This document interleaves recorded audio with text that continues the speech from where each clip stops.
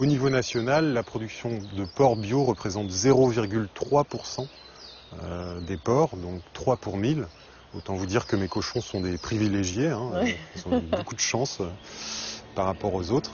Alors, vous connaissez cette phrase qui dit on n'hérite pas la terre de ses parents, mais on l'emprunte à nos enfants. Première mise bas a lieu à peu près à 1 an.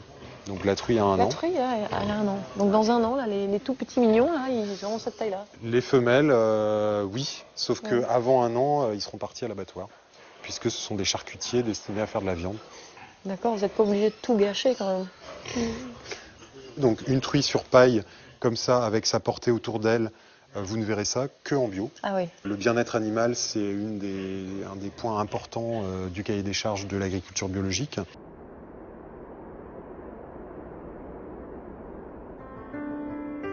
Pour rompre ce cycle, Jérôme a décidé d'élever ses cochons autrement.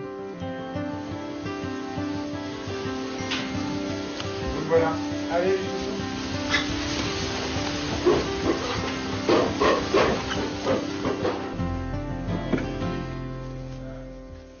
Ils ont quel âge? C'est des porcelets qui ont 15 jours. 1, 2, 3, 4, 5, 6. 6, c'est une portée minimum. C'est une petite portée là, c'est pas la plus belle. Vous avez combien de porcs et de truies dans votre exploitation? Donc ici sur la ferme, il y a 60 truies. Donc chaque truie fait 2 portées dans l'année. Et là, la première mise bas a lieu à peu près à 1 an. Donc la truie a 1 La an. truie, là, elle a 1 an. Donc dans 1 an, là, les tout petits mignons, là, ils auront cette taille-là. Les femelles, oui, sauf Ouais. qu'avant 1 an, ils seront partis à l'abattoir, puisque ce sont des charcutiers destinés à faire de la viande. D'accord, vous n'êtes pas obligé de tout gâcher quand même.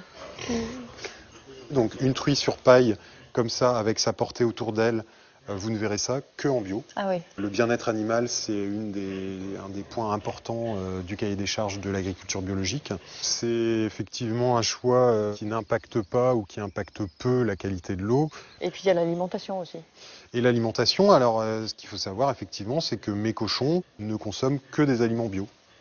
Produit ici. Produits alors à 80% à peu près sur l'exploitation. Allez ma grande.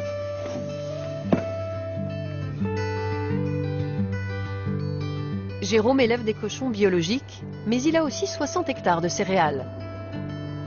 Les déjections de ces animaux, qui vivent dans la paille, sont réutilisées sous forme de fumier pour nourrir ses champs. Il n'a donc pas recours aux engrais chimiques. Quand j'ai repris la ferme ici, je ne voulais pas utiliser de pesticides parce que c'est des produits qui sont toxiques. Ça crée des cancers, ça peut créer aussi de la stérilité chez les hommes ou chez les femmes. Moi, j'ai pas d'enfant aujourd'hui, j'aimerais bien en avoir un jour. Donc, le fait de ne pas utiliser de pesticides, alors c'est un peu égoïste peut-être, mais c'était aussi d'abord pour préserver ma santé et ensuite pour préserver l'environnement. Oui. Et C'est vous d'abord. c'est moi Les d'abord. animaux et nous ensuite. Voilà. Ouais. Et nous ensuite, puisque quand ça ruisselle et que ça va au ruisseau, ça se retrouve dans les eaux, quoi. En fait, qu'est-ce que ça implique? Qu'est-ce que ça a impliqué pour vous d'être passé d'une agriculture traditionnelle, conventionnelle, à une agriculture bio? Ça implique de produire moins, Oui. d'avoir des cultures un petit peu moins régulières. Est-ce que ça vous coûte plus cher, j'allais dire, le bio que le conventionnel? Ah bien sûr, bien sûr. Produire 1 kilo de cochon bio coûte, allez, pour faire simple, presque 3 fois plus cher que de produire 1 kilo de cochon conventionnel. Et c'est vrai que le choix de l'agriculture biologique que j'ai fait aujourd'hui sur cette ferme n'est absolument pas majoritaire en Bretagne. Au niveau national, la production de porc bio représente 0,3% des porcs, donc 3 pour 1000. Autant vous dire que mes cochons sont des privilégiés, hein, Ouais. ils ont beaucoup de chance par rapport aux autres. Alors, vous connaissez cette phrase qui dit on n'hérite pas la terre de ses parents, mais on l'emprunte à nos enfants. Donc ça veut dire qu'effectivement, il faut dans nos pratiques agricoles réfléchir dans la durée, sans impacter notre environnement.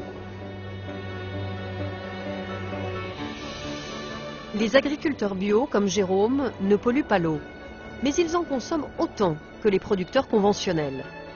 L'agriculture dans son ensemble est le deuxième consommateur d'eau, juste après nous, les particuliers.